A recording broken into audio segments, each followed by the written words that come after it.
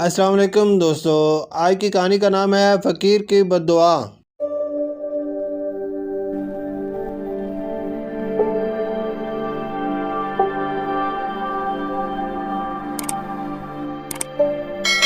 چچا چمن محلے کے سب سے کنجوس آدمی تھے۔ ان کے گھر کوئی مہمان چلا جائے تو رسمی گفتگو کے بعد پوچھتے، چائے تو نہیں پیئیں گے نا؟ نقصان دہ ہے؟ ہاں، شربت تھوڑا گرم ہے، چلے گا کیا؟ کیک بسکٹ والی دکان ابھی بند پڑی ہے، کیا کروں؟ سموسے والا تو ابھی تیل گرم کر رہا ہے، کافی وقت لگے گا، آپ کہاں اتنی دیر بیٹھیں گے؟ وغیرہ وغیرہ۔ مہمان بے چارہ یہ سن کر شرمندہ ہو جاتا۔ ایک دن دوپہر کو کسی فقیر نے ان کے گھر کا دروازہ کھٹکھٹایا۔ چچا چمن نے دروازہ کھولے بغیر پوچھا، کون ہے؟ فقیر بولا، بیٹا مہربانی کرو، مجھے 10 روپے دے دو، میرے پاس سالن ہے، روٹی لے کر کھا لوں گا، جاؤ جاؤ دفع ہو جاؤ۔ نہیں ہے میرے پاس پیسے، پتہ نہیں کہاں سے ایسے بیکار لوگ آ جاتے ہیں مانگنے کے لیے، کھانے سے دل نہیں بھرتا۔ چچا چمن نے بے چارے فقیر کو خوب باتیں سنائی۔ فقیر مایوس ہو گیا۔ آخر اس کی زبان سے بددعا نکلی، اللہ تجھے ہمیشہ کھانے سے دور رکھے، تو بھی کچھ نہ کھا سکے۔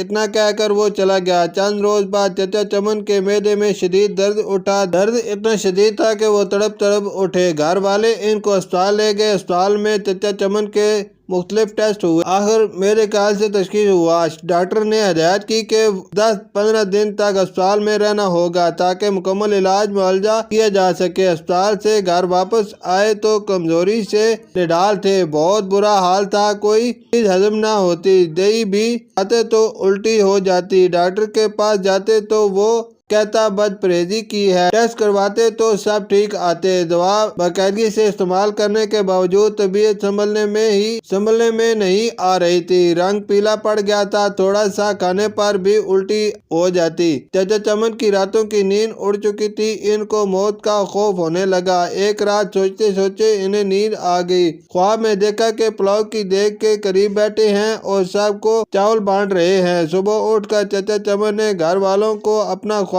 سنایا۔ انہوں نے مشورہ دیا کہ غریبوں کو کھانا کھلائیں۔ چچا چمن نے خیرو باورچی کو بلوایا اور اس سے پوچھا، بیٹا پلاؤ کی 10 کلو والی دیگ پر کتنا خرچ آئے گا؟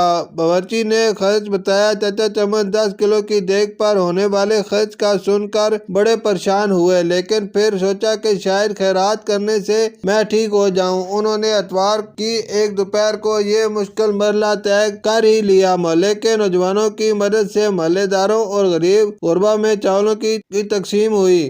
چچا چمن اب کافی پرسکون رہنے لگے، طبیعت بھی قدرے بہتر محسوس ہونے لگی، لیکن جب اس فقیر کا خیال آتا تو پھر وہی مانوس درد شروع ہو جاتا۔ یوں ہی کئی دن بیت گئے۔ ایک شام کو کسی فقیر کی آواز آئی، اللہ کے نام پہ دے دو بابا۔